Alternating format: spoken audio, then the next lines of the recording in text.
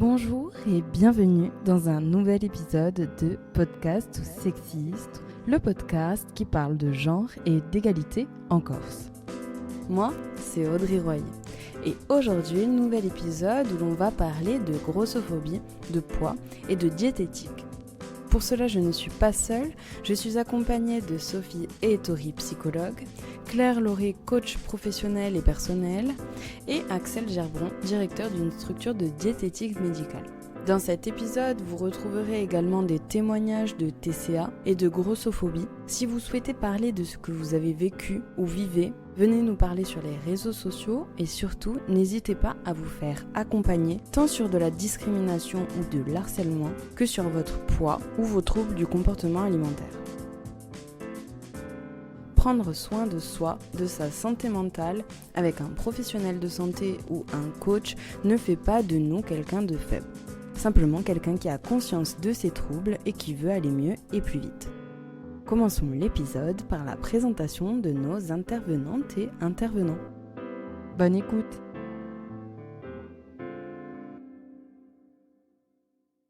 Bonjour Audrey, je suis Claire Lauré, coach professionnel et personnel. Donc sur la partie professionnelle, j'accompagne des dirigeants, je les aide à restructurer leur entreprise, à réorganiser leur activité. Et sur la partie personnelle, donc j'accompagne à la fois des personnes à se libérer des compulsions alimentaires, en complément d'un suivi médical lorsqu'il s'agit de TCA. Et j'aide aussi beaucoup de personnes à retrouver espoir après des difficultés amoureuses, donc que ce soit une rupture, parfois un deuil, et parfois des problèmes de communication, donc à retrouver espoir dans leur couple. Donc qu'est-ce que le coaching de manière générale ? C'est différent, je dirais, d'un suivi psychologique, mais c'est très complémentaire. Je dirais que dans le coaching, on est vraiment centré sur l'action. On a un problème donné, un enjeu, et le but, c'est de le résoudre de la manière la plus efficace qui soit. Pour ça, évidemment, on a besoin d'explorer aussi ce qui a pu se passer dans le passé. Donc notamment explorer ses pensées limitantes, ses fausses croyances, et pouvoir les réécrire pour retrouver l'espoir et l'envie d'aller de l'avant, je dirais. Et après, le but, c'est d'établir un plan détaillé, une sorte de boîte à outils pour pouvoir aller de l'avant et vraiment pouvoir avancer, parce que dans le coaching, on valorise énormément l'évolution permanente et l'amélioration continue. Bonjour Audrey. D'abord, merci de me recevoir aujourd'hui. C'est un plaisir de pouvoir intervenir dans votre émission. Alors, je m'appelle Axel Gerbron, je suis directeur d'un centre de prise en charge de la surcharge pondérale à Bastia et qui a une approche scientifique, médicalisée de ce problème, basée sur des preuves publiées notamment, et on travaille avec beaucoup de professionnels de santé, que ce soit des médecins traitants, des spécialistes comme les cardiologues, gastro-entérologues, pneumologues, etc., mais aussi kinés, infirmiers. Et notamment pour prendre en charge des patients qui donc ont des antécédents médicaux associés à leur surpoids. Voilà. Et qui donc souvent sont traités ou non pour leur diabète, leur hypertension, leur cholestérol, leur douleur articulaire, problèmes hormonaux, etc. Et nos diététiciennes reçoivent les patients au centre avec un bilan sanguin et réalisent des programmes sur mesure et adaptés en fonction des antécédents de chacun, des habitudes de chacun, pour réussir à leur faire perdre du poids efficacement, et tout ça avec un suivi très régulier. Voilà, on peut également prendre en charge des personnes n'ayant pas encore d'antécédents médicaux, donc plus dans un caractère de prévention. Voilà. Mais voilà, j'ai essayé de la faire un peu courte, mais c'est à peu près ça. Alors bonjour, donc je m'appelle Sophie Ettori, je suis psychologue clinicienne. Je travaille auprès d'adolescents et de jeunes adultes et depuis un peu plus de 10 ans maintenant. Et je suis spécialisée un peu plus sur le versant psychotrauma. La Maison des adolescents, c'est un dispositif qui est national. Tous les départements maintenant du territoire français sont une maison des ados. Il y en a parfois même plusieurs. Il y a parfois des annexes sur certaines grosses MPA. Les maisons des ados, c'est des endroits où on accueille, on accompagne les jeunes, où on évalue leurs difficultés et où on les oriente aux besoins. Tout ça, c'est gratuit. C'est sans accord parental préalable. Et et c'est possiblement anonyme. Les professionnels qu'on retrouve dans les maisons des adolescents, c'est généralement des éducateurs spécialisés, des psychologues, des psychiatres, des médecins généralistes, parfois des sages-femmes, parfois des infirmières, des infirmiers, etc. Voilà. Donc, en fait, on est une structure de santé globale pour les jeunes, d'accès très, très facile puisque c'est gratuit, qu'il n'y a même pas besoin de venir avec une carte vitale ou même ses parents, venir avec ses copains ou seul. L'OMS nous dit que le surpoids, c'est un IMC égal ou supérieur à 25 et que l'obésité est un IMC supérieur ou égal à 30. Le surpoids est un état caractérisé par un dépôt excessif de tissu adipeux. L'obésité est une maladie chronique complexe qui se définit par un dépôt excessif de tissu adipeux pouvant nuire à la santé. Chez le nourrisson, l'enfant et l'adolescent, les catégories de l'IMC définissant l'obésité varient selon l'âge et le sexe. Axel, qu'en penses-tu ? Une surcharge pondérale, c'est dès lors que le poids, pour moi, peut commencer à impacter votre santé. Donc après, il y a différentes catégories, notamment vis-à-vis de l'IMC. Il y a le surpoids, il y a l'obésité modérée, l'obésité sévère, l'obésité morbide. Mais voilà, c'est généralement la surcharge pondérale, c'est à partir du surpoids, donc au-delà d'un IMC supérieur à 24. En fait, dans votre vie et dans votre corps, vous allez développer deux types de graisses. Déjà, il y a une graisse blanche qui va être sous-cutanée, c'est-à-dire sous la peau, et qui va se développer dans les bras, dans les cuisses, dans les fesses, etc. Plus communément appelée la cellulite, mais cette graisse-là n'est pas fondamentalement dangereuse pour votre santé. Par contre, vous allez également développer une deuxième graisse qui, elle, est une graisse jaune, brunâtre et qui va se loger uniquement au niveau viscéral, au niveau de votre ventre, du tour de taille, dans laquelle vos organes, comme le cœur, les reins, les intestins, le pancréas, le foie, etc., vont baigner dedans. Et c'est cette graisse-là qui est néfaste pour votre santé. Je ne vais pas rentrer non plus trop dans les détails, mais pour aller à l'essentiel, elle va naturellement entraîner un dysfonctionnement de vos organes et donc l'apparition ou l'aggravation de problèmes de santé importants. Donc tout à l'heure, on me disait tu me posais la question de pour toi, c'est quoi la surcharge pondérale ? Chez nous, on peut parler de poids et d'IMC, mais ce dont on va parler majoritairement, c'est surtout du tour de taille. Nous allons voir dans cet épisode justement le lien entre surpoids, obésité et genre par la déconstruction de la grossophobie systémique. Donc pour commencer, je voudrais vous parler du livre sur lequel je vais m'appuyer pour cet épisode. Gros n'est pas un gros mot, du collectif Gras Politique, qui est une association de lutte contre la grossophobie systémique depuis 2016. Il s'agit d'une chronique d'une discrimination ordinaire. Et dans ce livre, on nous dit que la grossophobie désigne en fait l'ensemble des attitudes hostiles et discriminantes à l'égard des personnes en surpoids. Je tiens particulièrement à parler de la langue française et ce livre nous éclaire. Les mots qui comportent le phonème gros sont particulièrement péjoratifs. Grossier, grotesque. Et après, il y a les expressions comme gros paresseux, gros con ou encore gros dégueulasse qui sont très péjoratives.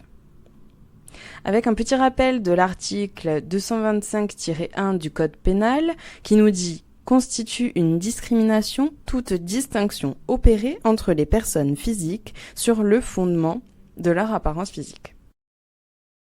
Pour commencer, je souhaiterais que l'on regarde un peu plus les causes du surpoids et de l'obésité qui ne sont pas si simples que ça. Le livre nous dit que c'est une maladie de la volonté, mais ces pulsions incontrôlables sont différentes de la volonté.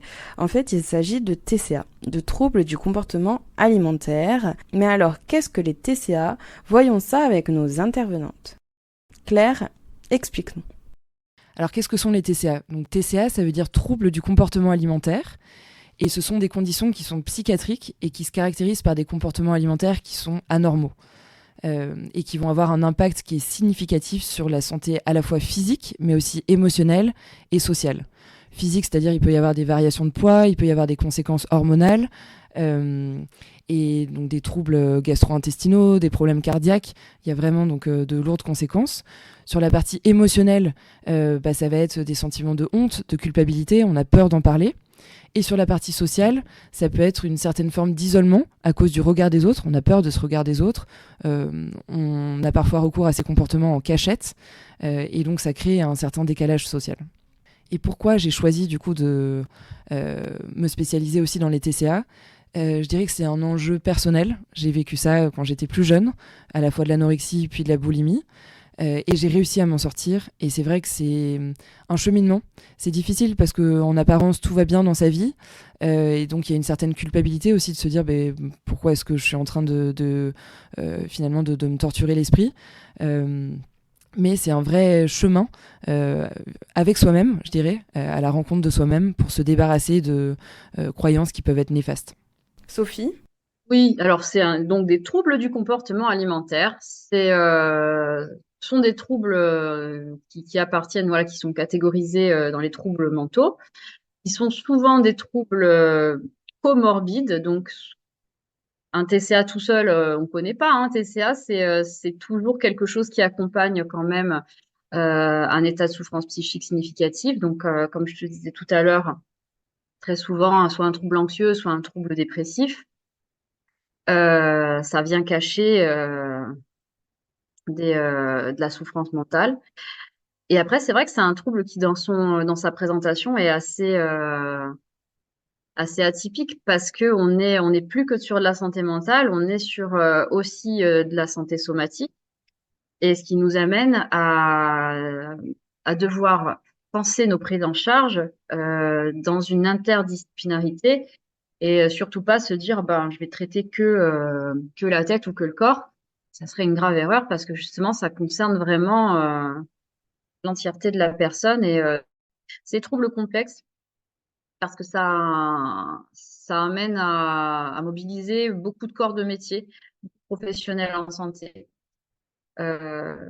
Pas simplement utiliser la carte psy ou la carte santé somatique. Il faut vraiment allier le médical, le psychologique et voilà, le côté santé, nutrition. Voilà, on doit quadriller en fait pour être efficace avec cette pathologie-là.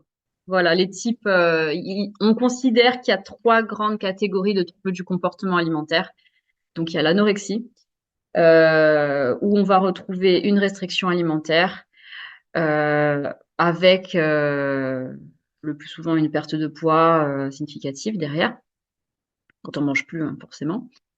Une préoccupation obsessionnelle et pathologique pour la nourriture, l'image du corps, voilà, une image du corps perturbée. L'image du corps perturbée au point qu'on en arrive à ce qu'on appelle la dysmorphophobie, c'est le fait de se voir, de ne pas avoir un vrai regard sur son corps propre, d'avoir une vision déformée de son corps, de se voir, hein, voilà, dans le cas de l'anorexie, généralement plus gros ou plus grosse que ce que l'on est réellement, voilà, d'avoir une critique très très violente sur son propre poids, d'être sur l'obsession de la balance et des calories. Ça, c'est l'anorexie.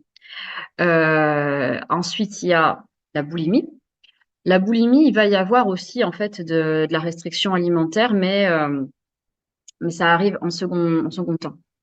Dans la boulimie, il y a une partie, on mange de manière, par crise en fait, de manière incontrôlée. On va ingérer une grande quantité de nourriture sans forcément qu'il y ait derrière une sensation de faim classique. C'est pas, ça va pas être j'ai faim, je mange, et puis j'écoute mon sentiment de satiété, j'arrête de manger. Là, c'est la crise, on mange sans s'arrêter, parfois même des choses qu'on n'aime pas, vraiment se remplir. Et ensuite, il y a un comportement compensatoire qui peut être alors soit de la restriction, soit du sport à outrance, l'utilisation de laxatifs, de coupe-faim, soit plus classiquement les vomissements provoqués pour permettre en fait de régurgiter ce bol alimentaire ou une partie. Alors la boulimie, et ça passe parfois plus sous les radars. Pourquoi? Parce que parfois, quand il y a que de la restriction, en fait, la personne va malheureusement perdre du poids très très rapidement. Dans la boulimie, ça peut être le cas aussi, mais parfois, on a des personnes avec des corpulences absolument classiques, des IMC normaux, et pourtant derrière, il y a le trouble et il peut être quand même sévère. Donc, c'est une grosse vigilance sur la boulimie. Et dernière catégorie du trouble du comportement alimentaire, c'est l'hyperphagie, où il y a des crises mais qui, elles, ne sont pas contrebalancées par des comportements compensatoires. Simplement, la personne, pareil, mange en dehors de toute sensation de faim, satiété classique et se sent très, très mal à la fin de la crise de boulimie. Au niveau, voilà, on a mal au ventre, etc. On se sent aussi pas bien psychiquement. Mais là, il n'y a pas de comportement compensatoire. Les troubles du comportement alimentaire sont définis comme des conduites alimentaires différentes de celles habituellement adoptées par les personnes vivant dans le même environnement. Ces conduites alimentaires perturbées sont à l'origine de troubles somatiques et psychologiques. Ces troubles modifient la relation de l'individu à la nourriture.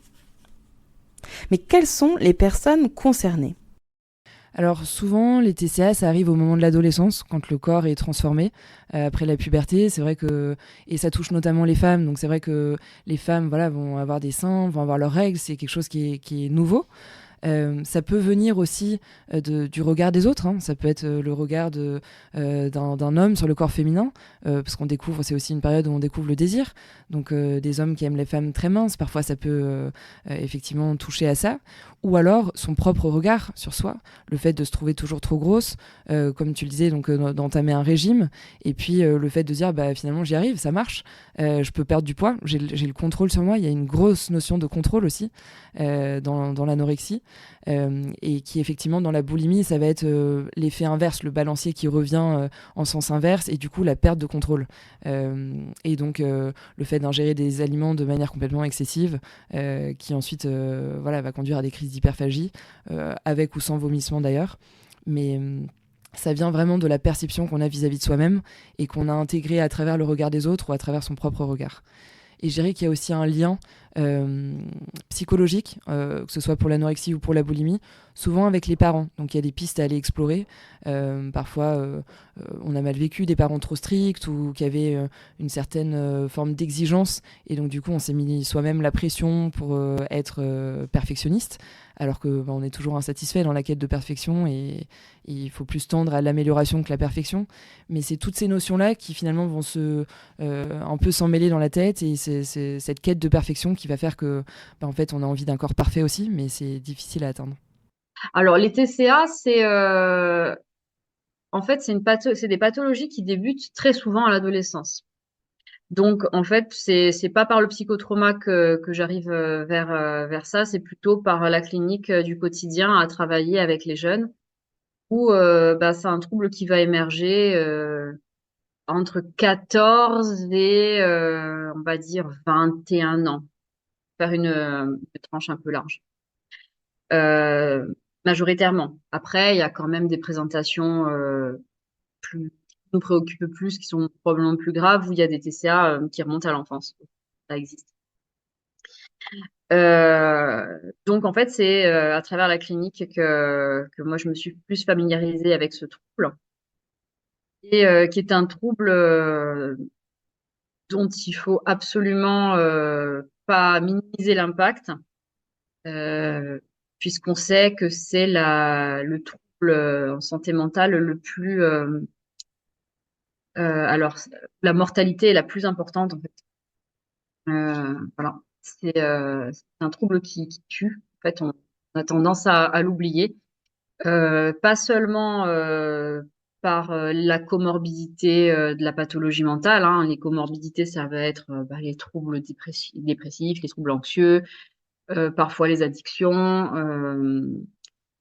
mais il y a aussi en fait toutes les conséquences somatiques qui vont faire que il va y avoir parfois malheureusement un décès prématuré de la personne quand on est dans le cas de figure d'un trouble du comportement grave. Ce qui est, finalement rare quand même. C'est pas non plus quelque chose d'extrêmement répandu, un TCA grave. Mais par contre, quand c'est là, voilà, il faut faire faut être très, très, très vigilant parce que c'est des pathologies vraiment envahissantes et impactantes. Voilà. Et après, ce qu'il faut souligner également, c'est qu'un trouble du comportement alimentaire, c'est pas toujours l'urgence somatique, l'urgence immédiate, etc. Ça peut être une forme amoindrie. C'est ce qu'on voit, nous, très souvent en maison des ados d'ailleurs, mais que c'est un TCA quand même, en fait. Voilà. Et ça passe un petit peu en dessous des radars, mais il faut quand même les prendre en compte pour éviter justement que ça dégénère ou que ça se chronicise. Pour en savoir plus sur ces personnes, écoutons un premier témoignage. Bonjour, je me présente Stéphanie. Je voudrais parler de mon trouble de comportement alimentaire comme vous me l'avez demandé. De raison, je ne m'aimais pas depuis que je suis toute jeune à cause de mon âge, de mon grave accident de voiture. J'ai été complètement défigurée et de ma surdité. Aussi que les boulimiques vomissements, je ne connaissais pas du tout. À l'époque, on n'en parlait pas de ça, même pas en famille, même pas à la télé. Le jour où j'ai tiqué mon œuf, du jour au lendemain, mon cerveau a fait clic, manger et vomir. Je voulais maigrir absolument. Je voulais me sentir belle, me faire aimer, mais petit à petit, chaque jour que je mangeais, je me faisais vomir. J'ai perdu du poids, j'étais tellement contente, mais pas suffisant. Je me regardais dans la glace, je me trouvais encore grosse. Donc, j'ai continué à vomir. Je me suis inscrite en salle de sport pour me faire du cardio, brûler de la graisse. J'allais en salle pour me vider le ventre, les fesses, vraiment maigrir. Je regardais dans la glace et je me trouvais encore grosse. Je voulais perdre du ventre, des fesses, des cuisses, des bras, etc. Alors, pour perdre encore plus de poids, j'allais courir. Pour perdre encore plus, j'allais à la pharmacie prendre de la laxative. Au départ, c'était 1 à 2 comprimés. Je ne me rendais pas compte, je suis même descendue à 42 kilos. Pour ne pas qu'on me voie et me reconnaisse, je mettais des vêtements grands, je me camouflais des vêtements et je me maquillais. Je voulais m'arrêter, mais je n'arrivais pas. Mon cerveau était plus fort que moi. J'avais un démon dans mon cerveau qui me disait sans arrêt « Mais tu es grosse encore, ah, fais gaffe, tu as dû prendre 1 gramme. Personne ne t'aime, tu es moche, regarde, les filles, les mannequins, elles sont belles, elles sont aimées. Continue à vomir. » C'était vraiment incontrôlable, mais pesé plusieurs fois par jour, même par minute et même dans la nuit. Je vomissais entre 2 à 5 fois par jour. Je prenais les laxatifs 4 heures comprimés, faire 5 heures de sport entre la salle et la course à pied. Je me souviens de mon être est, il ne voulait pas que je sois grosse, ni prendre 2-3 kilos. Donc je faisais tout en casse-tête, me faire vomir, faire du sport à fond, et je prenais des laxatifs. Tellement épuisé, mon cerveau ne pensait qu'à ça. Je n'arrivais pas à penser à autre chose. Non, mon cerveau c'était la balance, le poids, vomir et sport. Je vivais dans l'angoisse de prendre du poids. Quand il fallait aller au resto, j'avais préparé un sac, un plastique, des lingettes, un rafraîchissement pour la bouche, etc. Je perdais mes cheveux, mes ongles étaient tellement mous, je commençais à avoir mal aux yeux, palpitations cardiaques. Je voulais arrêter, mais je ne pouvais pas. Mon cerveau disait non, tu vas grossir. Mes médecins m'avaient prévenu, fais attention, ton potassium est cardiaque, tu vas faire un arrêt. On le voit dans ma prise de sang. Je n'avais pas le déclic. Comme cela, ça faisait des années, mais j'avais quand même un petit peu peur.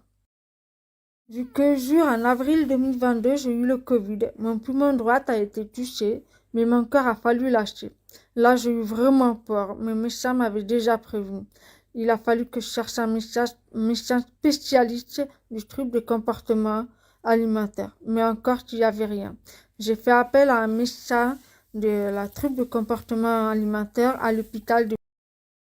Ça a été vraiment très dur quand je l'ai contacté, mais il m'a beaucoup aidé. La première chose, c'était de noter à chaque heure, à chaque minute, mes compulsions et mes vomissements, et noter de tout ce que je mangeais et noter de tous les détails. Et même si j'ai pas mangé, je le notais. Et là, il me disait, voilà, tu t'es interdit de manger le matin et même le soir. Forcément, le midi, tu vas avoir des compulsions et des crises de bulimique et de vomissements. Il a fallu que je mange des féculents et du pain à chaque repas. Comme c'était vraiment dur, je me pesais, je voyais le poids grossir très vite, très vite. Je me détestais, j'allais vomir. Bien sûr, j'étais obligée de dire la vérité. Il m'a dit de supprimer ma balance, arrêter de vomir, arrêter les laxatifs et le sport. Tout ça. Mon Dieu, l'angoisse, ça a été trop horrible pour moi. J'ai décidé pour mon bien-être. Le 11 juin, j'ai mis ma balance à la poubelle. J'ai arrêté de vomir. J'ai arrêté le sport. Forcément, j'ai pris 15 kilos. Ça ne me plaisait pas du tout, mais tout le monde me trouvait jolie. J'étais ravie de me voir pétillante et joyeuse, mais pas moi. Je me trouvais énorme. En même temps d'avoir trouvé un médecin, avant le médecin, j'avais rencontré Alessia, mon amie de corps, qui est spécialiste de yoga, de troubles de comportement alimentaire à Paris. Elle m'a beaucoup aidé à faire du yoga très douce, la méditation, à respirer, à accepter de s'aimer, à se regarder dans la glace, à se toucher, à se faire des massages. Je suis partie en Inde avec elle et avec les 8 filles que je ne connaissais pas. Ça m'a beaucoup aidé, ça m'a beaucoup libérée. Une autre personne, Vanessa, qui fait de la neurofeedback, qui m'a appris à bien dormir, à bien se relâcher. J'étais complètement détendue et vraiment, je le conseille vraiment à lire sur Ajaccio. Bien sûr, je ne suis pas encore guérie, surtout mentalement et physiquement. Je dois apprendre à m'aimer. Parfois, ça m'arrive de regarder dans ma glace et je dis « Ah, mais je suis très jolie ». Mais c'est rare que je le dise. Mais il y a encore du boulot. Bien sûr, la bouffe, et voilà, il faut que j'apprenne. Il y a encore beaucoup de boulot. Mais là, je suis contente. Ça va faire bientôt 2 ans que je n'ai pas vomi. Parfois, ça m'arrive d'y penser, mais je me fais engueuler par moi-même. Je dis non, fais pas ça. Pense à ton corps, sinon tu vas t'arrêter. J'ai oublié de vous préciser, le cacao laxatif, c'est pas par semaine. C'est 4 gorges laxatifs de comprimés par jour. C'est par jour. Et je me vidais complètement. Et c'est horrible. Vraiment, c'est... Et pour vous dire la vérité, donc je vomis pas, je suis très contente. Mais le laxatif, j'ai quand même repris. Mais j'ai diminué. Je ne prends pas 4 corps par jour, j'en prends 7. Ma balance, je vais le regarder de temps en temps. 1 fois par jour, on va dire ça comme ça. Parce que j'ai besoin de me rassurer. Pour ça, je ne suis pas encore guérie. Il faut un certain temps pour guérir. C'est pas peut-être 2 ans, 3 ans. Quand mon corps ira bien, quand mentalement il ira bien. Donc là, je serai vraiment guérie. S'alimenter est un parcours du combattant, idéologiquement, émotionnellement ou financièrement. Les personnes qui souhaitent se réconcilier avec la nourriture doivent être accompagnées sur tous les plans. Les injonctions diététiques qui ne prennent pas en compte la réalité sociale, culturelle et intime sont vouées à l'échec. Alors du coup, mon expérience avec les TCA, c'est vrai qu'à 18-19 ans, j'étais en prépa, ingénieur. Et je suis devenue anorexique. Donc en fait, c'est venu assez vite. J'avais passé 1 an aux États-Unis quand j'étais plus jeune. J'avais 14 ans, dans une famille américaine qui était obèse. Et c'est vrai que j'ai pris beaucoup de poids là-bas. Malgré tout le sport que je faisais, j'ai dû prendre 10 kilos. Je les ai vite reperdus, mais je me suis aussi rendu compte du regard que les autres pouvaient avoir sur moi, notamment les filles. C'est vrai que il y a eu une ambiance un peu peste. J'étais dans un lycée de filles et ça parlait beaucoup. Et c'est quelque chose qui m'a touchée. Et donc effectivement, j'ai eu envie par la suite de perdre du poids, donc de faire un régime comme beaucoup de femmes ont pu le faire. Sauf qu'en fait, c'est un cercle vicieux parce que le régime, c'est temporaire. Parfois, on reprend le poids qu'on a perdu. Et là, dans ce cas-là, ça a commencé à marcher. Ça marchait, donc je mangeais énormément de légumes, je mangeais plus de viande. De temps en temps, je m'accordais du poisson, je mangeais plus du tout de glucides. L'alcool, j'avais fait une croix dessus et j'ai perdu 20 kilos en prépa. Et en fait, je m'en rendais même pas compte parce que c'était une forme de jouissance, de victoire sur mon propre corps, de victoire aussi par rapport aux autres. Bah voilà, je suis capable de perdre ce poids. Vous avez rien à me dire, c'est mon corps, c'est moi qui décide. Et évidemment, donc, je suis allée voir un médecin parce que mes parents se sont vraiment inquiétés. Et après, par la suite, je suis partie à l'étranger, donc effectivement, le suivi a été plus difficile. Et en fait, cette anorexie, au bout de 4 ans, s'est transformée en boulimie. Au moment où je travaillais donc dans la finance à Londres, j'avais un emploi du temps qui était très chargé. Et en fait, ça a été finalement le revers de la médaille d'avoir eu tant de contrôle sur mon corps. Là, c'était le lâcher-prise total. Des crises de boulimie où je me souviens, je me le réveillais la nuit à 2-3 heures du matin, je vidais mon frigo avec des aliments qui n'étaient même pas forcément gastronomiques. Je me faisais des tartines au beurre, j'avais mal au ventre et je me réveillais le matin avec des crises de larmes et je me disais, c'est pas possible, il y a quelque chose qui va pas. Alors qu'en apparence, tout allait bien, j'étais en bonne santé, j'avais un bon travail, un copain qui m'aimait. Et petit à petit, du coup, c'est là que j'ai cherché de l'aide parce que je me suis dit, j'arrive pas à m'en sortir seule. Un peu comme un escalator qui monte et nous, on est en train de descendre et en fait, on n'y arrive pas. Enfin, on se dit qu'on nage complètement à contre-courant. Et j'ai eu la chance d'avoir un super suivi médical à ce moment-là et je m'en suis sortie. Et c'est vrai que j'ai réalisé qu'il y avait pas mal de changements à faire dans ma vie et que le travail que j'avais me correspondait pas forcément, que la relation amoureuse que j'avais me correspondait pas forcément non plus. Et donc autant de changements qui ont fait que je me suis retrouvée moi-même et finalement ça a créé un apaisement. Il n'y avait plus cette dualité entre le corps et l'esprit et ce contrôle permanent et j'ai fait la paix en fait avec mon corps. Et ça c'est précieux.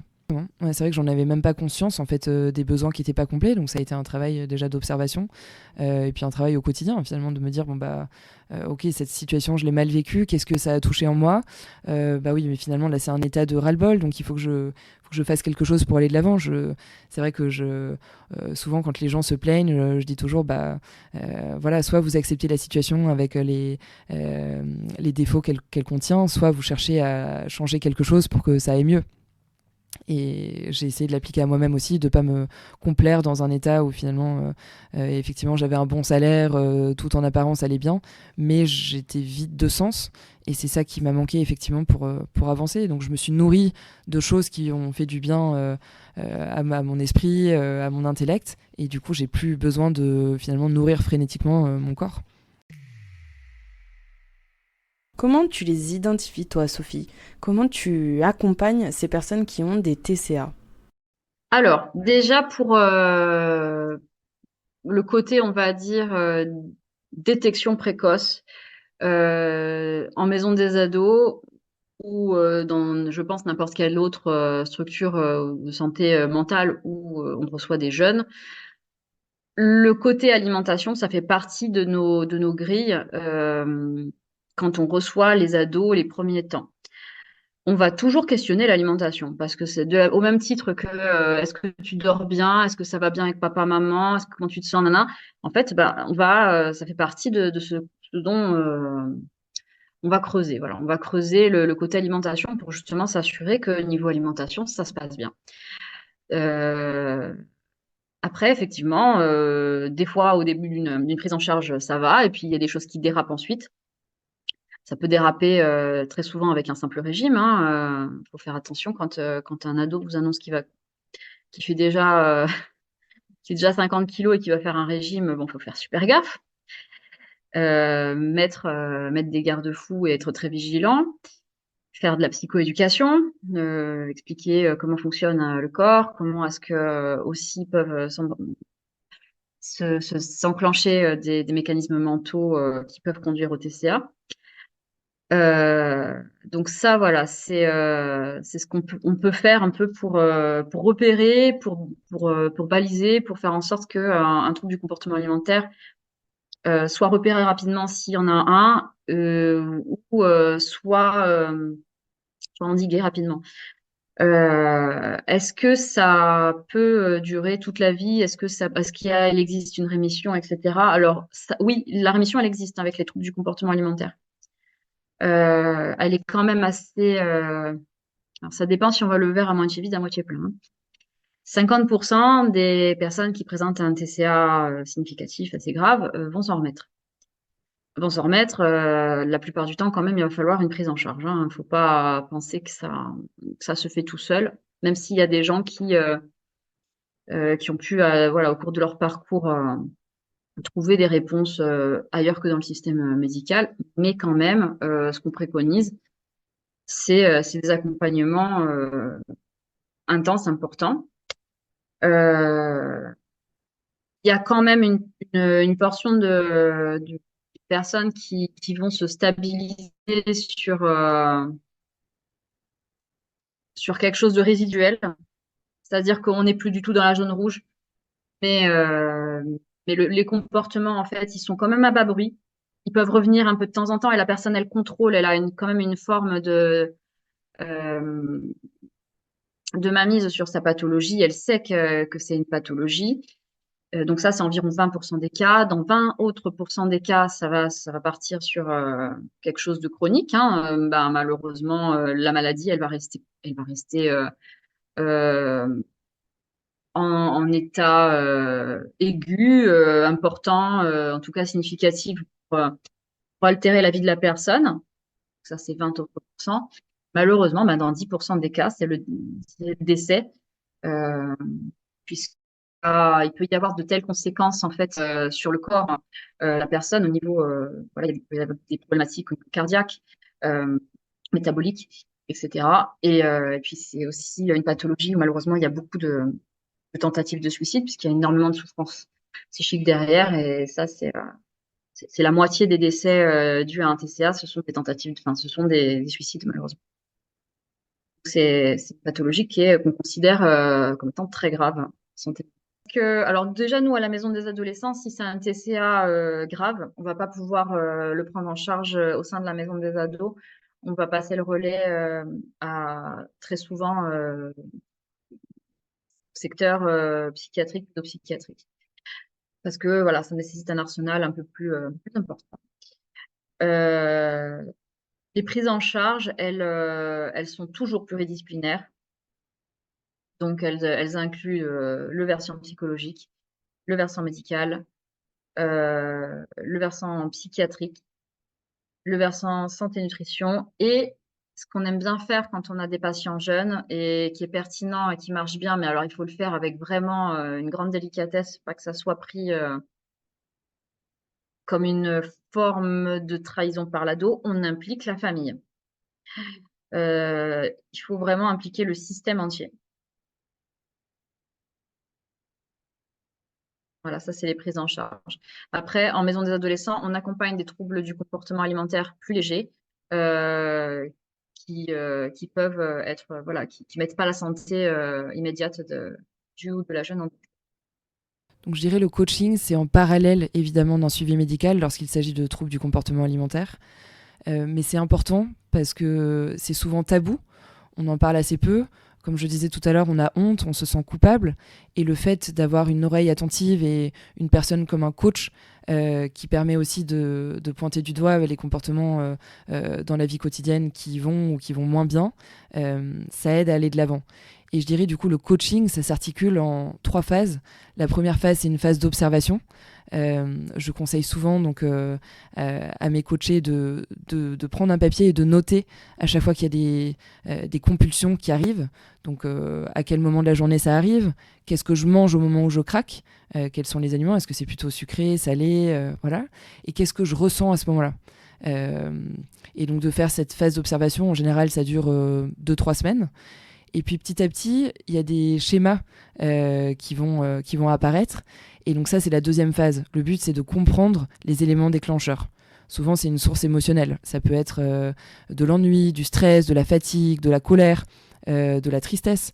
Ça vous est déjà arrivé au travail où voilà, vous avez reçu un mail qui vous a contrarié, du coup vous vous jetez sur un paquet de chips ou sur une barre chocolatée. Ça nous arrive à tous. Après, effectivement, c'est plus ce cercle vicieux de culpabilité qui là va venir engendrer des troubles du comportement alimentaire. Et après, du coup, la troisième phase, ça va être de réécrire ces fausses croyances. Souvent de se dire bon bah voilà, je fais pas les choses assez bien, ou finalement j'ai peur du regard des autres, d'arriver à réécrire ces fausses croyances et ces pensées limitantes. Et d'identifier le besoin qui n'est pas comblé. Souvent, un trouble du comportement alimentaire, c'est comme si on remplissait un vide et d'essayer de comprendre qu'est-ce qui est à l'origine de ce vide. Comment est-ce que je peux remplir ma vie de choses qui vont faire que je me sens pas inutile, je me sens pas vide de sens. Je dirais que ça, c'est important aussi. Et finalement, c'est vrai que les troubles du comportement alimentaire, parfois on va manger, même inconsciemment, pour prendre de la place. Et l'idée, c'est d'apprendre à s'affirmer dans la vraie vie pour prendre de la place dans sa vie et pas finalement dans son corps. Je dirais que le rôle de l'entourage, il est crucial, que ce soit au travail, que ce soit dans un cercle familial ou amical. L'anorexie, ça va se voir parce que la personne est en général vraiment en dénutrition et a perdu énormément de poids. C'est pas anodin, ça peut avoir des lourdes conséquences et la pire conséquence, c'est la mort. Et ça m'est déjà arrivé dans le contexte du travail d'aller voir quelqu'un et c'est un sujet qui me touche parce que je l'ai vécu. Et effectivement, je me suis dit, j'ai beaucoup réfléchi et je me suis dit que c'était aussi mon devoir d'alerter donc les ressources humaines pour aider cette personne à s'en sortir et lui libérer du temps finalement pour qu'elle puisse être suivie, avoir vraiment un vrai suivi médical parce que ça relève de troubles psychiatriques, donc c'est important d'être suivi par un médecin. Et cette personne s'en est sortie par la suite, mais le rôle de l'entourage, il est important et les TCA, c'est souvent des troubles qui sont incompris par l'entourage. Parce qu'on se dit, mais pourquoi est-ce qu'elle fait ça? Qu'est-ce qui se passe? On ne sait pas trop comment gérer aussi l'approche. On a l'impression de marcher sur des œufs, mais gérer ce qui est important, c'est d'agir. Et il faut pas se voiler la face et il faut vraiment agir parce que ça peut avoir des conséquences qui sont difficiles. Ça, c'est pour l'anorexie. Pour la boulimie, effectivement, on s'en rend moins compte. Et je dirais que c'est plus la personne d'elle-même qui va avoir un lourd sentiment de honte et qui va peut-être se confier à ses amis. Et là aussi, c'est important en tant qu'ami d'avoir une oreille attentive et de pouvoir dire, écoute, voilà, déjà, tu n'es pas seul, c'est arrivé à d'autres personnes, c'est possible de s'en sortir, tu vas y arriver. En revanche, il faut demander de l'aide, parce que c'est difficile d'en sortir tout seul. La maladie se développe sur un fond multifactoriel de mal-être, de conflits avec l'entourage, d'insatisfaction corporelle et concentre l'énergie du malade sur la restriction alimentaire et la perte de poids. Manger ses émotions, c'est très vrai, hein, finalement, qu'on soit dans l'ennui ou dans le stress ou dans la fatigue. C'est un mécanisme de compensation, finalement. On va avoir recours à de la nourriture, là où, finalement, quand on est stressé, on pourrait aller prendre l'air dehors, on pourrait prendre un bain chaud, on pourrait appeler une amie. Là, on va avoir recours à de la nourriture parce que finalement, c'est une solution temporaire, ça apaise.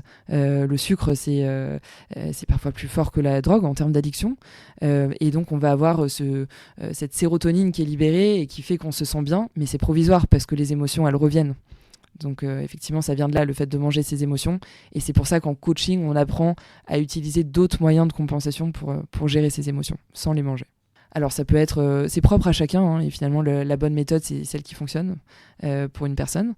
Mais ça va être d'écrire parfois, de mettre sur papier des choses qui nous tracassent. Ça va être d'appeler une amie. Ça va être d'aller faire du sport, ça va être de se faire du bien, finalement, d'apprendre à se poser, à se dire c'est ok, de ne pas être tout le temps dans l'action, mais de prendre une demi-heure sur mon canapé et de me reposer. Le corps a aussi besoin de repos. Ça peut être de se faire plaisir, d'aller se faire masser, d'utiliser des crèmes qui sentent bon. Je dirais que c'est souvent de se reconnecter à ses sens qui va aider à vivre le moment présent et finalement à retarder cet épisode de compulsion, voire à le faire complètement disparaître parce qu'on n'y pense plus. Oui, je suis totalement d'accord. C'est un petit peu ce que je disais tout à l'heure, c'est que dès on a un trouble émotionnel, dès qu'on a une phase dans la vie qui est un peu compliquée, on a tous un peu nos vices et on part tous souvent vers quelque chose vers laquelle on est potentiellement addict. Et il y en a, comme je l'ai dit, c'est de la drogue, c'est de la cocaïne, c'est de l'alcool, c'est de la cigarette. Il y en a, c'est l'alimentation. Les personnes qui développent un trouble du comportement alimentaire, on s'aperçoit que c'est souvent des gens qui ont vécu des situations de violence. Ça va être des formes de violence. Alors, ça peut être des troubles de l'attachement précoce, donc des difficultés de l'ordre du lien parent-enfant précoce et où la personne n'a pas pu avoir ce lien qualitatif avec les parents qui vient rassurer, qui vient permettre les assises de la constitution, la personne, du psychisme de manière fluide et confortable. Et très souvent aussi, ce sont des personnes qui ont vécu des agressions, alors notamment des agressions sexuelles. On peut retrouver aussi des situations de violence autres, type violence intrafamiliale ou harcèlement. Mais il y a des parcours difficiles, en général, pour les personnes qui ont des troubles du comportement alimentaire, notamment quand c'est des formes, sévères. Souvent, quand un TCA sévère, derrière, il faut toujours chercher, même si c'est intégré dans nos grilles d'évaluation, de rechercher si les personnes elles ont été victimes de violences. Avec un TCA sévère, en règle générale, on fouille et on trouve, tristement, que la personne a été confrontée à des violences. Je dis, les violences sexuelles sont assez présentes, malheureusement, dans ces troubles-là. Un peu la représentation sociale aussi, parce que ça, c'est un truc important. On loupe parfois des situations de TCA qui dégénèrent ensuite parce que on se dit, ah bah c'est bon, la personne, elle n'est pas dans un TCA, elle fait juste un peu un régime, etc. Mais ce qui est important, c'est vraiment d'objectiver les 3 critères, en fait. Il faut objectiver s'il y a une dysmorphophobie, s'il y a une modification significative du comportement alimentaire, et s'il y a une préoccupation anxieuse sur l'image, sur le corps et sur les aliments. Si on coche les 3, eh ben, on s'inquiète. Voilà. Et après, on gradue voilà, nos réponses en fonction de la situation, bien évidemment. Ça peut être quelque chose qui se règle facilement et parfois pas. Donc, Pourquoi ça touche plus les femmes, Claire? Pourquoi est-ce que ça touche plus les femmes? Je dirais c'est vraiment dans nos sociétés, j'ai l'impression qu'il y a quand même une forme de... Il y a énormément de publicité ou de corps de femmes qui sont mis en avant, peut-être plus que les hommes. Alors effectivement, les hommes ont aussi leur pression sur avoir le fait d'avoir un corps musclé, le fait parfois de prendre des protéines pour finalement gonfler un petit peu et avoir un corps qui soit plus beau. Mais pour les femmes, c'est cette quête de la minceur, mais en même temps, il faut aussi avoir des formes pour être désiré par les hommes. Et donc, c'est une sorte de dualité permanente entre être en bonne santé pour continuer à avoir ses règles et puis continuer se dire qu'un jour on pourra avoir des enfants, et en même temps cette quête de la minceur, de cet idéal de vouloir plaire aussi aux autres. Et donc je pense que c'est aussi pour ça que ça touche plus les femmes. Et effectivement, c'est troublant quand on en vient à perdre énormément de poids et qu'on perd ses règles. Moi, c'est ce qui a été aussi le déclic dans mon expérience personnelle, c'est de me dire je me mets en danger, et je mets en danger aussi le fait plus tard d'avoir des enfants, et ça c'est pas quelque chose que je veux. Oui, effectivement, dans la mode, c'est vrai que maintenant on voit les mannequins qui ont un corps limite androgyne, qui ont assez peu de forme, qui sont extrêmement minces. Et effectivement, voilà, c'est la norme de beauté, il faut trouver ça beau. Et il y a assez peu d'entre-deux, je dirais, parce que effectivement maintenant il y a eu énormément de hashtags sur tout ce qui est grossophobie, etc. Le fait de mettre en avant aussi des femmes qui ont des formes. Exactement, tout ce qui est body positive. Mais je dirais qu'il n'y a pas d'entre-deux. Ça va être soit c'est ok d'être gros, etc. Soit c'est pas bien d'être mince, ou au contraire, il y en a qui trouvent ça beau d'être mince. Mais le fait d'être en bonne santé aussi, je trouve qu'il faudrait le valoriser. Ni trop gros, ni trop mince. Finalement, on est comme on est. On peut manger certaines choses dans des quantités qui sont normales, avoir un IMC qui est normal, sans tomber dans un des extrêmes comme dans l'autre. Et finalement, quand on est jeune, c'est aussi ça, c'est le fait de tester les limites dans les deux sens, qui finalement peut aussi conduire à des troubles du comportement alimentaire, notamment au moment de l'adolescence et de la puberté. Et le fait de s'en sortir, c'est aussi de trouver un équilibre, finalement un entre-deux qui soit... qui fasse qu'on se sente en bonne santé sans se mettre en danger. Sophie? Alors, ouais, ce sont majoritairement des filles, un peu classiquement. Sauf que j'ai envie de te dire que peut-être que les statistiques nous sont pas tout à fait significatives, dans le sens où on repère beaucoup moins les garçons qui ont des TCA. Parce que ça se présente différemment, que c'est des présentations qui sont masquées.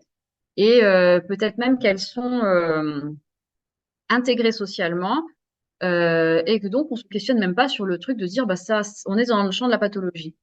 Je peux te prendre l'exemple du sport de haut niveau où le fait de voir voilà, une exigence autour d'un corps où il y a du muscle et pas de gras, euh, des garçons qui font du sport à l'extrême et qui vont du coup avoir un contrôle alimentaire quand même à côté, ça va beaucoup moins alerter en fait qu'une jeune fille qui fait des pompes toute la journée et qui commence à réduire pas mal de choses dans son alimentation. Donc les garçons, en fait, ils sont touchés par le trouble du comportement alimentaire, mais on les repère beaucoup moins.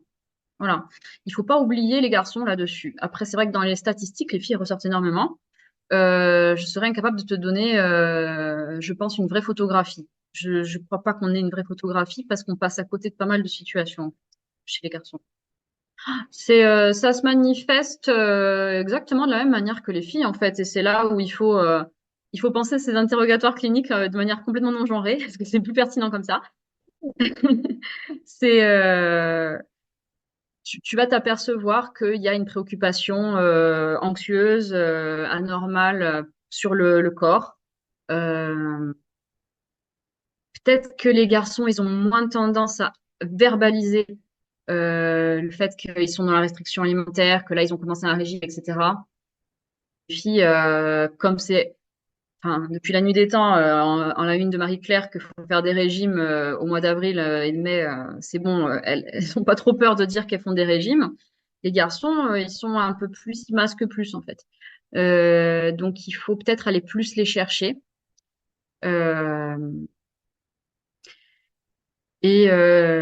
et en fait, alors, les garçons, ils sont touchés aussi bien par l'anorexie que par l'hyperphagie, etc. Hein. Faut regarder sur les trois formes de la pathologie. Mais ouais, là, il y a quelque chose de l'ordre de la représentation sociale de la pathologie où, quand on vous dit trouble du comportement alimentaire, on pense direct à l'anorexie, l'anorexique fille qui pèse 35 kilos et qui a la peau sur les os. Les TCA, c'est pas ça. Enfin, c'est ça, bien sûr, dans une portion très heureusement voilà, minoritaire. Mais bah, la plupart du temps, ça va ressembler à des corps complètement dans des IMC complètement basiques. Et, euh, et puis des gens qui peuvent être sous couvert de sport, sous couvert aussi de ce qu'on appelle, le nom du trouble, c'est l'orthorexie, c'est vouloir vers une obsession pour manger sain. Et ça, c'est valorisé socialement et on retrouve ça chez les filles, chez les garçons, euh, où il y a, ça vire à l'obsession au fil du temps, euh, une, une propension à ne vouloir ingérer que des choses qui sont, voilà, c'est des gens qui regardent toutes les étiquettes, etc. Et ça, c'est pareil, c'est des présentations un petit peu atypiques et masquées du truc. Bah, c'est important, en fait, de se dire que les garçons peuvent aussi avoir des TCA, tout simplement. Ouais, c'est moins facile à objectiver, hein. Je dis, ils masquent plus, les garçons. Et c'est plus accepté socialement qu'un garçon travaille son corps, en fait. Je sais pas comment t'expliquer. Mais en fait, ils peuvent se mettre tout autant en danger qu'une jeune fille qui fait un régime de l'extrême et qui se retrouve à avoir euh, une perte de poids très, très significative, qui s'alimente plus correctement, qui est carencée. Ben, un sportif de haut niveau qui fait un régime de l'extrême, il peut être tout autant carencé que... Donc non, hein, le trouble est le même. Hein. Simplement, il s'exprime un petit peu différemment. Faut voir aussi attention sur les personnes diabétiques, puisqu'il y a, il y a du... Malheureusement, bah, eux, ils sont dans le contrôle alimentaire de par leur pathologie, mais ça peut être une petite porte d'entrée, malheureusement, euh, à l'expression d'un trouble. Ça, le diabétique, bah, ça va toucher filles garçons. Hein. Bah, en fait, toutes les pathologies où il va y avoir un contrôle alimentaire enfin, nécessaire pour pas faire trop flamber la maladie. Euh, du coup, le diabète, c'est le premier qui me vient, mais il y en a tas d'autres. La maladie de Crohn, des trucs comme ça. Enfin, voilà. Il semble que les hommes soient moins sujets au régime, soit soi-disant moins touchés par les TCA, mais sont surtout moins sujets à la grossophobie, moins que les femmes en tout cas.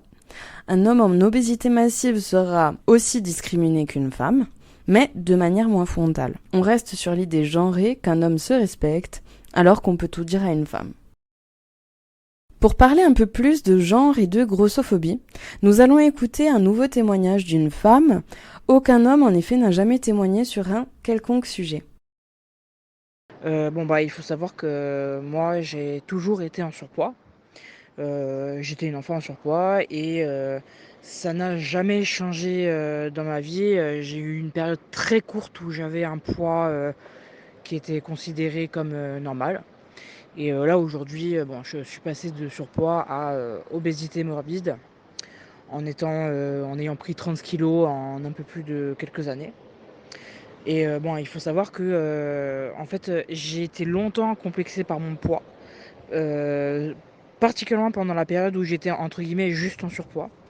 Et que là aujourd'hui ça va beaucoup mieux alors que techniquement je fais un poids qui est très inquiétant au niveau médical. Mais bizarrement ça va mieux au niveau des complexes. Enfin, je dis bizarrement, mais en fait, j'ai fait beaucoup de cheminement par rapport à ça. Déjà, il faut savoir que je viens d'un endroit, je viens d'un milieu où la question du poids, elle est assez centrale, mine de rien, surtout chez les femmes dans ma famille.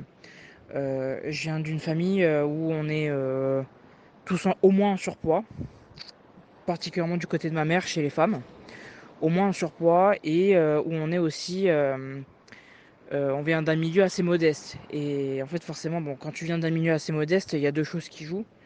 Il y a le fait que déjà, qui dit milieu modeste dit aussi travail assez compliqué pour mes parents. Donc ma mère, elle est infirmière et mon père, il était ouvrier slash entrepreneur. Donc ce qui fait que c'était un train de vie assez compliqué. Ma mère travaillait la nuit. Donc on faisait vraiment pas des repas équilibrés, voilà, ce qu'on peut peut-être connaître un peu traditionnellement où on mange ensemble à midi ou le soir ou les deux. Moi, j'ai jamais connu ça. C'est-à-dire que vraiment, mes parents préparaient ce qu'ils pouvaient, des trucs très rapides pour pouvoir retourner travailler. Et moi et ma sœur, on mangeait toutes les deux et on n'était pas forcément cadrés. Puis surtout, c'était de la nourriture pas chère. Et on compensait souvent à côté avec du grignotage, en tout cas pour ma part. Donc voilà, il y a un peu ce contexte qui est à mettre en place. Et en fait, il y avait déjà eu un truc qui était fait, c'est que moi particulièrement, je mangeais énormément, je grignotais beaucoup, et en fait, mes parents à force, ils en avaient marre de voir que j'étais une enfant qui grignotait beaucoup, et ils n'ont pas changé les habitudes alimentaires, c'est-à-dire qu'ils continuent à acheter beaucoup de gâteaux et des trucs comme ça, sauf que ils se mettaient à les cacher. Et sauf que quand t'es une enfant, tu sais, t'as le principe des œufs de Pâques. En plus, c'est la période, donc là, voilà, tout le monde voit, voilà, le principe de cacher des œufs et de faire en sorte que les enfants les trouvent. Et moi, clairement, j'ai toujours vu ça comme un jeu, en fait. Donc moi, c'était un peu mon grand jeu quand j'arrivais chez moi, d'essayer de trouver où mes parents avaient planqué la bouffe. Et ça, clairement, j'en ai parlé avec un psychologue il y a pas très longtemps. Il m'a dit que ça a été clairement la pire décision à prendre, c'est de cacher et déjà de provoquer un espèce de sentiment de frustration et puis surtout de voilà, ça a mené à une espèce de truc où je voyais ça un peu comme une récompense, quoi. Après, j'ai eu une grosse évolution par rapport à la perception que j'avais de moi-même. Déjà, vis-à-vis tous les contenus sur le body positivisme que je voyais sur les réseaux, ça m'a beaucoup, beaucoup aidé à avancer. Parce que là, je veux vraiment faire l'emphase sur la partie vraiment positive de mon expérience. C'est-à-dire que le body positive, beaucoup de gens ont tendance à dire ah c'est de l'éloge de l'obésité, ça empêche les gens d'évoluer, de se soigner, machin. En fait, vraiment, Absolument pas. C'est-à-dire que le principe du body positivisme, en tout cas, moi, c'est vraiment comme ça que je l'ai perçu et que ça m'a aidé à évoluer. C'est que, oui, bon, en fait, gros, c'est une caractéristique physique. Oui, c'est un problème. C'est un problème de santé parce que l'obésité, c'est un vrai problème dans le monde, hein. Je veux dire, il y a des gens qui en meurent. Ça provoque des handicaps, ça provoque un mal-être physique. Mais en fait, y ajouter du mal-être mental par des moqueries, par du harcèlement constant et surtout faire passer le poids de quelqu'un avant sa personnalité, voire même ses compétences, bah ça c'est vraiment la pire des choses à faire. En fait, le positivisme, moi, ça m'a appris à dire bon bah voilà, déjà gros c'est une, voilà, c'est une caractéristique physique, hein, c'est quelque chose qui est qu'il faut accepter, qu'on peut éventuellement changer ou pas, et que les motivations pour le changer, il faut qu'elles soient, euh, complètement saines. C'est-à-dire que si c'est uniquement pour le regard des autres et pas pour soi-même, ça peut être assez destructeur. Donc ça, pour le coup, j'ai vraiment évolué de ce côté-là. Déjà, moi, ça m'a permis clairement de vaincre ma timidité. C'est-à-dire que grâce à ça, maintenant, je fais des choses, c'est-à-dire parler en public, exprimer mon avis et faire face à des critiques que je pouvais pas faire avant. Parce qu'avant, en vrai, j'étais complexée par mon physique. Donc je me disais, si je vais commencer à donner mon avis à des personnes là, ils vont me juger sur mon physique. Et maintenant, ça m'a libérée. Maintenant, je peux exprimer mon avis et me dire les personnes qui me jugent pour mon poids en face de moi, elles sont elles sont totalement hors de propos. C'est-à-dire qu'à partir du moment où on me juge sur ça, c'est que ce que je dis n'est pas... C'est bon, c'est un peu prétentieux de dire ça, mais en tout cas, à partir du moment où on préfère m'accorder du crédit uniquement sur la forme et pas sur le fond, c'est que c'est les autres en face le problème. Et ça m'a quand même beaucoup changé. Et puis, bon, l'autre chose, c'est que moi, quand j'étais au lycée, je suis rentrée à l'internat. Et j'avais avec moi dans ma chambre d'internat mes deux colocataires, enfin les deux personnes avec qui je partageais la chambre, donc deux filles, qui elles aussi, chacune, elles avaient des problèmes vis-à-vis du poids. Mais pareil, des problèmes que on leur attribuait ou vis-à-vis du regard des autres, et pas des vrais problèmes de santé. Et en fait, avec une des deux qui partageait entre guillemets, le même problème que moi, c'est-à-dire vis-à-vis du poids en trop qu'elle supposait avoir, alors que là encore, maintenant à y réfléchir, elle avait vraiment juste un petit surpoids d'adolescence qui était vraiment très anecdotique. Bon voilà, en fait, elle et moi, on a appris à en rigoler de ça. Vraiment, on se moquait de nous-mêmes, on n'hésitait pas à se vanner sur ça et ça nous a libérés. C'est-à-dire que comme c'est devenu un sujet de rigolade, un truc positif, et ben clairement, on pouvait en parler. Et puis surtout, on pouvait en parler. C'est-à-dire qu'elle aussi, elle avait des troubles du comportement alimentaire. Là où moi, j'ai eu la chance de jamais en avoir, j'ai jamais souffert d'anorexie.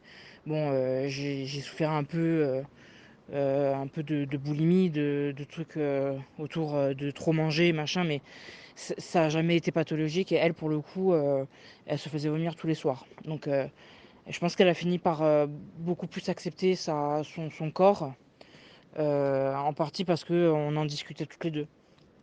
Et la seconde personne avec qui je partageais la chambre, elle, en fait, elle était de nature très très mince. Et ça pouvait être presque vu comme maladif, alors que là, encore une fois, c'est juste qu'elle était très mince, hein, c'est pas... Il y avait rien d'impressionnant, mais forcément, quand elle sortait un peu de la norme, quoi.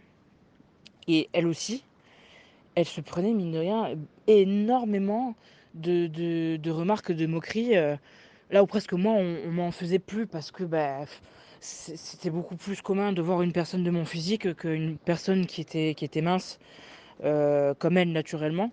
Et bon, il y a des gens qui n'hésitaient pas à lui dire mais mange plus, tu ressembles à un squelette, tu t'es pas une vraie femme, machin. Enfin, là aussi où je me suis dit, mais en fait, les gens sont horribles dès qu'il s'agit d'un physique qui sort qui sort de ce qu'on peut voir d'habitude, surtout que c'était une fille qui était objectivement très jolie, hein. Euh, eh ben, les gens n'hésitaient pas à lui faire des réflexions et c'est là aussi où ça m'a fait remettre en question mes propres complexes. Je me suis dit, bon, bah, c'est vraiment les autres le problème, hein. Quand je voyais ce que subissait mon amie, voilà, elle était vraiment, elle devait être aussi complexée que nous. Et du coup, on essaie de se soutenir. Donc voilà, là, moi j'ai fait quand même beaucoup de chemin aujourd'hui, j'ai plus aucun complexe vis-à-vis de ça. Donc moi, je voudrais en soi perdre du poids, mais c'est surtout pour des questions de santé. Parce que bon, je me suis réconcilié avec le sport et le fait que j'ai envie quand même de pouvoir me faire le sport qui m'intéresse sans avoir trop de contraintes autour du poids parce que évidemment quand par exemple on veut pouvoir aller courir, moi j'ai un poids qui me permet pas de courir sans me faire mal. Donc c'est ça j'ai vraiment beaucoup évolué autour de ça.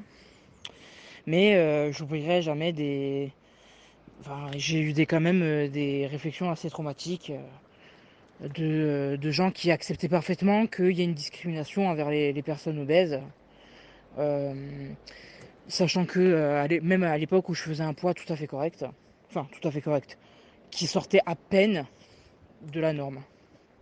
Et donc voilà, j'ai notamment des souvenirs de ma grande sœur qui me disait que moi c'est qu'elle trouvait pas ça normal que je paye le même tarif dans l'avion qu'elle. Parce que bah, je pesais 20 kilos de plus qu'elle, donc bah, techniquement, si je pèse plus dans l'avion, il faudrait que je paye plus aussi. Voilà, une réflexion que je trouve terrible. Et aussi bah, la même qui m'a dit oui, c'est normal que dans certaines enseignes comme à Abercrombie et Fitch, à l'époque où on en parlait, il y avait eu un scandale autour de ça. Oui, c'est tout à fait normal qu'ils acceptent pas les gros, qu'ils acceptent pas de faire des tailles en XL ou plus pour leurs vêtements parce que personne voudrait que des personnes grosses portent leur marque, quoi. C'est tout à fait normal. Donc quand on me dit ça, quand on dit ça à quelqu'un qui est un peu en développement psychique, c'est ultra destructeur. Donc là, pareil, heureusement, là, j'ai rayé cette personne de ma vie pour d'autres raisons, mais parmi voilà, qui découlaient de ce genre de comportement. Mais enfin, moi, si jamais il y a un message que je veux faire passer, c'est que le physique, c'est une facette très, très superficielle de ce qu'on représente. Et à partir du moment où on arrive à se développer personnellement, bah, le physique, c'est juste un paramètre.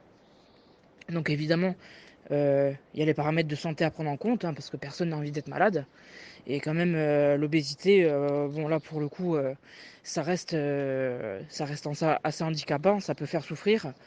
Mais en termes de confiance en soi, de la valeur qu'on s'apporte, ça n'a aucune importance. Parce que vraiment, on a trop tendance à oublier que derrière une enveloppe, il y a quelqu'un. Et ça vaut évidemment pour tout. Mais du coup, voilà, je tenais à faire passer ce message, c'est que il faut absolument enlever le principe d'esthétisme autour du concept d'être gros, quoi. Il faut absolument voir ça comme une caractéristique physique.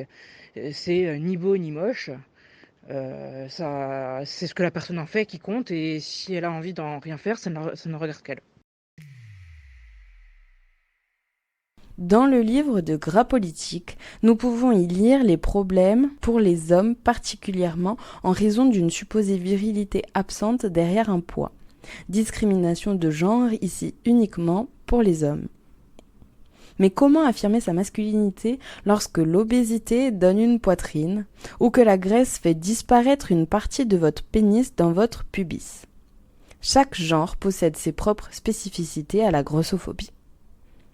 Et donc pour revenir sur le témoignage que nous venons d'entendre, nous parlons très souvent du body positive, mais Gras Politique parle plutôt de body neutral, qui permet à toutes les corpulences et à tous les physiques de proclamer que leur corps est juste OK, sans injonction à l'aimer absolument pour le montrer.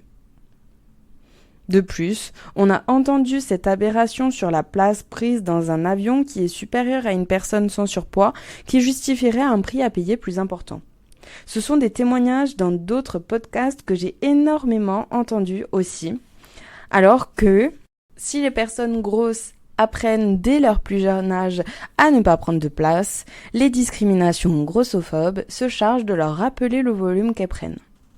Un des premiers pas de la lutte anti-grossophobie est donc de rendre aux personnes grosses leur espace et la légitimité de l'occuper. Leur apprendre en leur donnant la parole qu'elles sont victimes de discrimination et que peu importe la raison pour laquelle elles sont grosses, elles ont le droit de revendiquer une égalité des chances et une paix de l'esprit. Les institutions doivent entendre qu'ils ont un rôle à jouer. La santé publique, l'urbanisme, l'accès aux soins, à l'emploi, à la formation, l'égalité et l'éducation. La lutte contre la grossophobie n'est pas la promotion de l'obésité. Nous arrivons sur notre dernière partie où nous allons essayer de comprendre ici la place de la société dans cette propagation mondiale de l'obésité. Écoutez. Et donc, pour réussir à la combattre, il faut d'abord comprendre ce qui l'alimente. Et pour ça, j'ai une petite anecdote, ou plutôt une étude que j'aime bien d'ailleurs raconter aux patients qu'on reçoit. Il y a 20-30 ans, comme je vous l'ai dit, le problème du surpoids était minime par rapport à aujourd'hui. Pourquoi aujourd'hui, justement, il s'est autant développé chez nous ? Parce qu'à cette époque, donc il y a 20-30 ans, c'était le début de l'industrialisation, de l'agroalimentaire, les produits déjà préparés, la junk food, etc. Tout ce qui nous en tire au quotidien, en fait, aujourd'hui, les chips, les glaces, les burgers, les pâtes en sauce, les sandwichs et j'en passe. Sauf qu'à cette époque, les comités scientifiques pensaient que ce qui faisait prendre du poids aux gens, à la population, c'était le gras. Donc ils ont fait la guerre au gras et donc plus précisément aux lipides. Mauvaise pub du coup pour les industries et notamment les Américains. Ils vont donc décider de baisser le taux de matière grasse dans leurs produits. Et aujourd'hui d'ailleurs, vous voyez dans votre supermarché des yaourts avec écrit 0% de matière grasse dessus et plein d'autres produits. Sauf qu'évidemment, ils ont dû choisir un autre aliment pour remplacer ce manque en matière grasse. Et pour ça, ils ont d'abord mené une étude en laboratoire.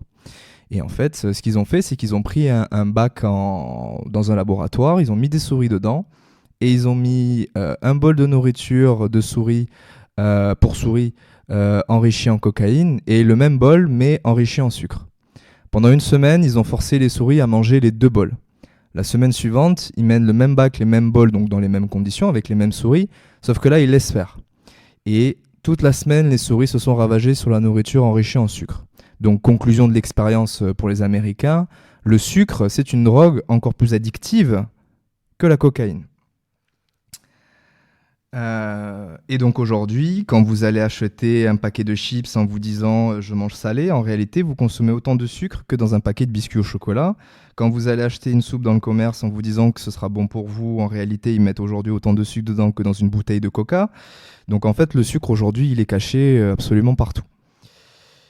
Et donc en 20-30 ans, entre ce changement alimentaire trop élevé en sucre, en glucides, additionné à un changement aussi de société où aujourd'hui on travaille, on n'a plus beaucoup de temps pour nous, qui nous entraîne donc aussi dans de la sédentarité, et on a fait exploser le bouton du pantalon. Je dirais qu'effectivement le sucre, c'est, on en a tous eu dans l'enfance, hein. C'est vrai que ça vient souvent maintenant, on fait très attention à ce que les enfants ne prennent pas de sucre trop tôt, et on l'associe souvent à des moments qui ont été plaisants. Donc ça peut être le pain au chocolat qu'on vous a offert après un devoir qui était difficile au lycée, ça peut être le bon gâteau que mamie a fait le week-end et à un moment on était en famille, et du coup on l'a associé à un moment qui était joyeux. Et donc finalement quand on est stressé, quand on est en colère, etc., c'est cette satisfaction qu'on va aller chercher, mais à travers la nourriture qui est pour nous un souvenir, un peu comme la Madeleine de Proust. Et donc ce qui est important, c'est de se dire effectivement ça m'a fait du bien à ce moment-là, mais là maintenant en tant qu'adulte, je peux avoir recours à autre chose que de la nourriture pour m'en sortir, autre chose que du sucre. Les groupes agroalimentaires et le marketing ont une part de responsabilité non négligeable dans ce que nous pensons consommer par choix. Le lobby des produits laitiers est parvenu à nous faire croire que le lait de vache était l'unique source de calcium et qu'il était nécessaire d'en boire tout au long de la vie. Donc, depuis 1975, le nombre d'obèses sur la planète a presque triplé. En 2016, 1,9 milliard d'adultes étaient en surpoids, dont 650 millions en obésité, soit 13%. En France, 15,3% de la population adulte est obèse, contre 8,5% en 1997. Et d'ici 2030, l'ODCE estime que la proportion d'obèses pourrait atteindre 21% et 47% pour les Américains. Et enfin, si vous superposez la carte de France des régions les plus pauvres et celle des régions où l'on trouve le plus de personnes obèses, vous remarquerez deux curieuses correspondances. Et pourquoi est-ce que l'on va vouloir accompagner des personnes dans une perte de poids, Axel ? Aujourd'hui, quasiment tous les problèmes du quotidien sont aggravés par une prise de poids générée par une consommation trop élevée en sucre. Ça peut être le diabète, ça peut être l'hypertension, ça peut être le cholestérol, ça peut être les AVC, les infarctus. Ça aide également à la prolifération des cellules cancéreuses. Partout, ça détruit absolument tout votre corps. Ça peut également augmenter vos douleurs articulaires, dans le sens où le sucre vous faisant prendre du poids et le poids reposant sur vos articulations, petit à petit vous avez également des problèmes à ce niveau-là. Enfin, aujourd'hui, je vais pas dire que tous les problèmes de santé évidemment sont responsables. Enfin, le sucre est responsable de tous les problèmes de santé, c'est pas ce que je suis en train de dire, mais c'est qu'il aggrave une grande partie d'entre eux. Pour réussir à sortir de ce cercle vicieux d'une manière suffisamment efficace, c'est compliqué d'y arriver seul. Et dites-vous bien une chose, et je terminerai là-dessus, c'est qu'une personne en surpoids n'est pas obligatoirement un gourmand. C'est souvent une personne qui, suite à un événement de la vie qui aurait été difficile pour eux de surmonter, comme un décès, une séparation, un stress important lié au travail ou à la famille, un problème hormonal, un accident au travail, et j'en passe, va se réfugier vers l'alimentation et le sucre au lieu d'aller vers d'autres types de drogues comme l'alcool ou la cigarette par exemple. Donc pour ceux qui se sentiraient concernés et qui nous écoutent, déjà ne vous en voulez pas, et si ce problème vous pèse vraiment au quotidien, comme pour l'alcool ou la cigarette, cherchez à vous faire aider et à vous entourer de professionnels. Mais voilà, parlez-en à votre médecin et aussi à des proches autour de vous. Le surpoids doit être considéré aujourd'hui comme une pathologie à part entière et qu'il faudrait éviter de laisser traîner, qu'il faudrait chercher à résoudre, à soigner, à prendre en charge ou au moins à améliorer. En fait, une personne qui a des problèmes hormonaux et qui prend du poids derrière, il y a quand même, quoi qu'il arrive, un lien avec l'alimentation. Sauf qu'en fait, son organisme, le moindre sucre ou la moindre calorie qu'il va consommer, il va la stocker, contrairement à une personne qui n'a pas de problèmes hormonaux et qui mange 10 fois plus que cette personne-là. Mais ça, c'est une question de quantité de calories, c'est une question de qualité aussi, de la répartition des nutriments entre la famille des sucres, des graisses, des lipides et des protéines. Mais en gros, une personne qui a des problèmes hormonaux, dès lors qu'elle va faire le moins de petit écart, elle va prendre des kilos et des kilos. Alors qu'une personne, je dirais, qui n'a pas de problèmes hormonaux, elle va faire les mêmes écarts que cette personne-là, sauf qu'elle ne prendra pas de poids. Donc en fait, le dérèglement hormonal induit à faciliter grandement une prise de poids, même si la personne fait des efforts derrière. Donc, que ce soit pour une personne qui a des problèmes hormonaux ou pas, et qui a besoin d'être suivie pour perdre du poids, quoi qu'il arrive, il faudra jouer sur l'alimentation. Après, le programme et la prise en charge sera adapté en fonction des résultats des analyses, du bilan sanguin, etc. et des discussions avec les professionnels de santé pour être au plus proche du déclenchement d'une perte de poids en fonction, quoi. Le collectif Gras Politique nous dit: il est vain d'espérer mettre fin à son problème de surpoids sans identifier les causes profondes et en s'enfermant dans un mode de consommation complètement opposé à la réalité de la vie, à nos habitudes alimentaires ou à notre budget. La nourriture est un sujet complexe à la fois personnel et sociétal. Un petit mot de fin, Claire ? Effectivement, dans les TCA, c'est vrai qu'il y a énormément de personnes où on se dirait en apparence, elles vont bien, elles n'ont pas de problème, tout va bien dans leur vie. Et finalement pas.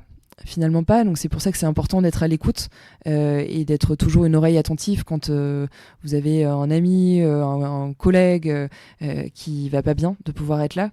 Je pense notamment, il y a énormément d'exemples auprès de stars. D'ailleurs, vous connaissez peut-être la chanteuse Joyce Jonathan qui récemment a parlé de ses troubles du comportement alimentaire.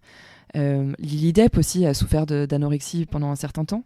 Lady Gaga a aussi eu des troubles de comportement alimentaire. Demi Lovato, il y a énormément de personnes finalement où on se dit elles ont une vie rêvée, etc. Et finalement en elles il y a une certaine souffrance, donc ça n'arrive pas qu'aux autres. Ça peut aussi arriver dans votre entourage et je dirais c'est vraiment important d'être à l'écoute de vous-même, à l'écoute de vos besoins et de construire une vie qui vous ressemble et qui est pleine de sens pour vous. C'est vrai qu'il y a un lien qui est très fort entre ce qu'on pense, mais aussi ce qu'on ressent et la manière dont on va se comporter. C'est d'ailleurs sur ça que j'axe mes coachings, sur cet alignement entre la tête, le cœur et le corps finalement. Et donc c'est important d'arriver à exprimer ses émotions, d'arriver à exprimer ce qu'on ressent. On a eu parfois une éducation où c'était pas forcément mis en avant parce que il faut pas entre guillemets faire tâche, il faut pas sortir du lot et ce qu'on ressent c'est pas le plus important. Ce qui est important c'est d'aller de l'avant, etc. Mais en fait c'est fondamental ce qu'on ressent parce que parfois ça peut être des vrais blocages, des vrais freins à justement une avancée, une réussite ensuite par la suite. Donc je dirais qu'il faut pas que ce soit tabou. Ces troubles du comportement alimentaire, il faut pouvoir en parler. Donc après, que ce soit des amis, des associations, un médecin, un coach, mais il faut en parler. Il ne faut pas avoir honte. Et pour toi, Axel ? Je pense qu'aujourd'hui, la prise en charge du surpoids, de la surcharge pondérale, elle va de l'avant et je pense qu'elle a tendance à s'améliorer parce qu'elle est vraiment prise en considération de plus en plus aujourd'hui. Et on sait aujourd'hui que le problème majeur, c'est les glucides, c'est les sucres, comme on en a parlé durant cet entretien.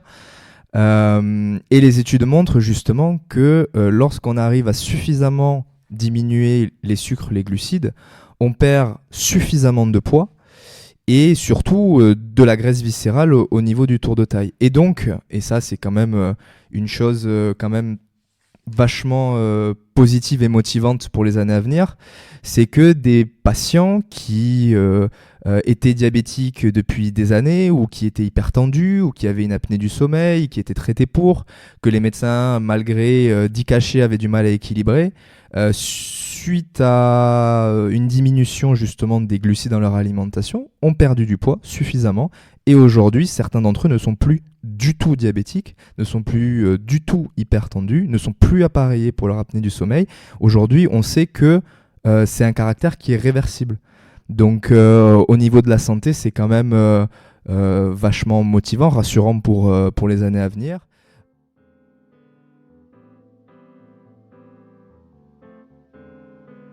Le poids est une donnée qui nous définit. Il est mentionné sur les faire-part de naissance comme s'il faisait partie de l'identité du nouveau-né.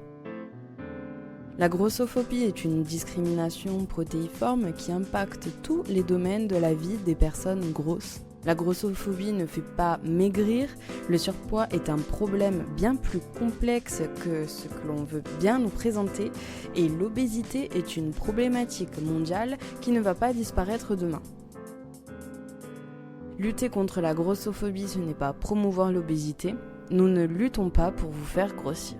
Quelques paroles du livre « Gros n'est pas un gros mot » du collectif Gras Politique.